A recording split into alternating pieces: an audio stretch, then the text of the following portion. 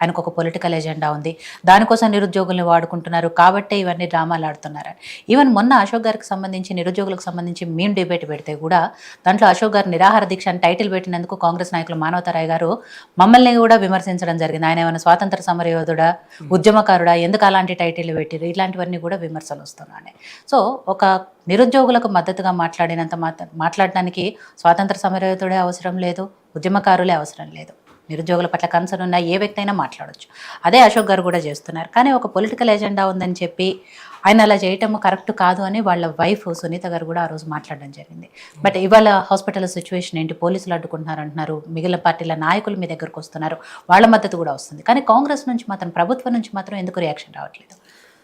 Congress party మేనిఫెస్టోలో పేర్కొన్న విధంగా 2 లక్షల ఉద్యోగాలు భర్తీ చేయాలి, జాబ్ క్యాలెండర్ రిలీజ్ చేయాలి, తక్షణమే 50,000 ఉద్యోగాలు విడుదల చేయాలని చెప్పి యావత్ తెలంగాణలో ఉన్నటువంటి 35 లక్షల నిరుద్యోగుల తరఫున అశోక్ సార్ నిరాహార దీక్ష కూర్చున్నాడు.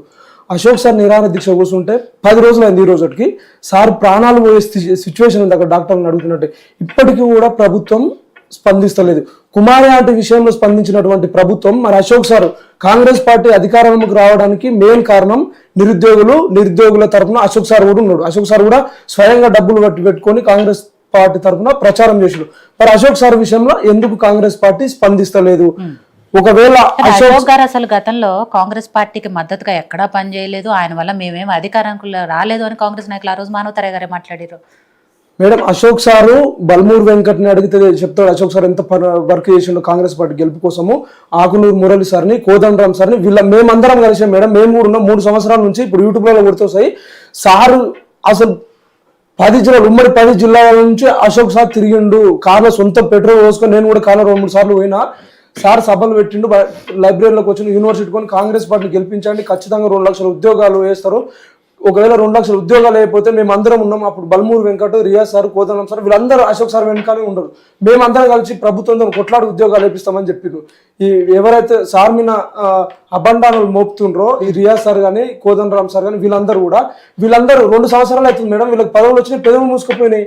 ఇప్పుడు ఎందుకు వీళ్ళందరూ స్పందిస్తలేరు? అశోక్ సారు ప్రాణాలు పరిస్థితిలో ఉన్నారు. ఈ సిచ్యువేషన్ లో మీరు ఎందుకు అశోక్ సార్ విషయంలో స్పందిస్తలేరు?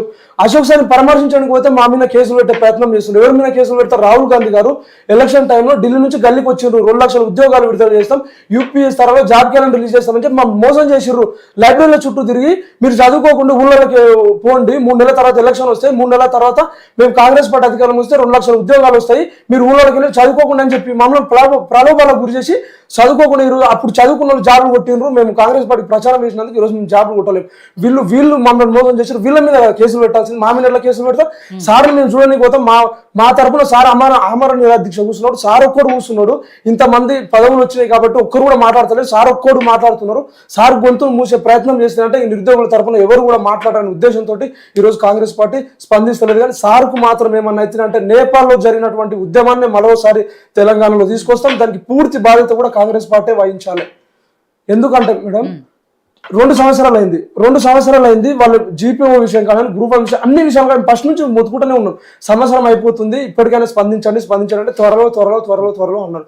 స్థానిక సంస్థల ఎన్నికలు వస్తున్నాయి, జూబ్లీ ఉప ఎన్నిక వస్తుంది, అన్ని ఎన్నికలు వస్తున్నాయి.